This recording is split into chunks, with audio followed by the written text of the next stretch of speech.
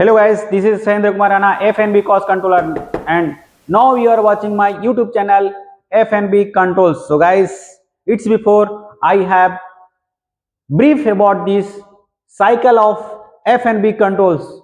So guys, now today I want to explain what is the cycle of FNB Controls. So guys, I want to tell you this is the 7 rules for FNB Controls. So guys, this is the first one is purchasing.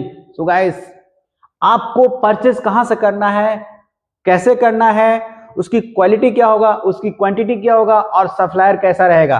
So guys, आपको जो purchase करना है वो quantity right quantity होना चाहिए, quality right, उसका price भी right होना चाहिए और कहां से आप खरीद रहे हैं वो बहुत जरूरी रखता है.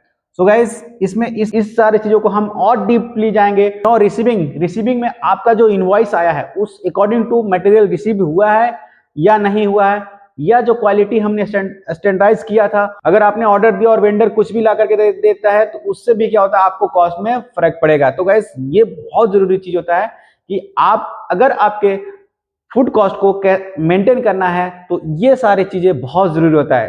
तो guys, no come on this rule number 3, storing कैसे करना है. अगर आपने मटेरियल रिसीव किया, स्टोर कहां पे करना है. अगर आपके पास आइसक्रीम है तो कहां रखना है, फूड है तो कहां रखना है, ड्राई स्टोर है तो कहां रखना है, अगर नॉनवेज आइटम हो तो कहां रखना है. तो हम एक चीज और बताते हैं, ये फीफो. अधिकतर लोगों का ये दिमाग में रहता है कि फीफो मीन्स क्या होता है. आप जो पुराने आइटम होता है वो पुराने आइटम को आपको आगे रखना है या सबसे पहले उसको इश्यू करना, और जो नया आइटम होता है एज पर एक्सपायरी डेट होता है उसके हिसाब से आपको स्टोरेज करना बहुत जरूरी होता है. 4, आपका इशू, दैट मीन्स इशू कैसे करना है. तो इशू गुड्स, अगर आप कहीं पे भी आप इशू कर रहे हैं, कोई भी डिपार्टमेंट को ट्रांसफर कर रहे हैं, दैट मीन्स इशू, और उस डिपार्टमेंट से कोई रिक्वेजिशन आपके पास आया है, कोई रिक्वेस्ट आया है, देन ही आप उसको इशू कर सकते हैं, या बिना इशू करने से आपका इन्वेंट्री जो है मिसमैच हो जाएगा. Okay guys, so now rule number 5, production. अब प्रोडक्शन का बहुत बड़ा रोल होता है आपको एफएनबी कॉस्ट को कंट्रोल करने में. सो गाइस, यहाँ पे वेल ट्रेंड एम्प्लॉय होना चाहिए. फिलिंग क्या हो रहा है वो बहुत जरूरी होता है. यील्ड क्या बच रहा है, उसका परसेंटेज क्या है वो बहुत जरूरी होता है. कोई वेस्टेज तो नहीं हो रहा है, ज्यादा बर्न तो नहीं हो रहा है, या फिर अनकुक्ड है, या ओवर स्टोरिंग हो चुका है, या ओवर कुक्ड हो गया है, वो बहुत इंपॉर्टेंट चीज होता है आपको इसको एफएनबी कंट्रोल्स को बैलेंस रखने में. तो गाइस, रूल नंबर जो है वो है 6.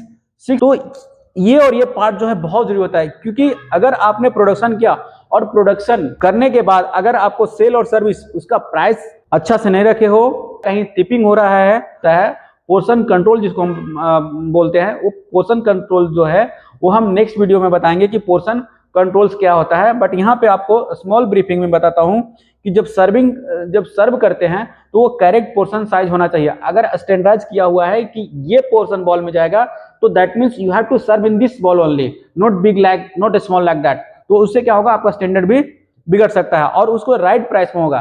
तो ये किसी भी मेनू आइटम को जो प्राइस होता है वो फिक्स होता है. का रूल नंबर 7, तो कंट्रोल्स एंड एनालिसिस. ये सारे चीजों को एनालिसिस करने के लिए बहुत जरूरी होता है जो आपका एफएनबी कंट्रोलर जो करता है, क्योंकि आपने जो यहां से परचेज से लेकर के आपको ये जो प्रोसेस किया है इसको पूरा एनालिसिस करने का जिम्मेदारी एफएनबी कंट्रोलर को होता है. और ये पार्ट जो होता है, ये अगर पार्ट्स अच्छा से होता है तो सारे जो लीकेजेस होता है यहाँ पे वो कंट्रोल्स में आता है, वो वॉच में आता है, देन हम एक्शन प्लान कर सकते हैं अकॉर्डिंग टू.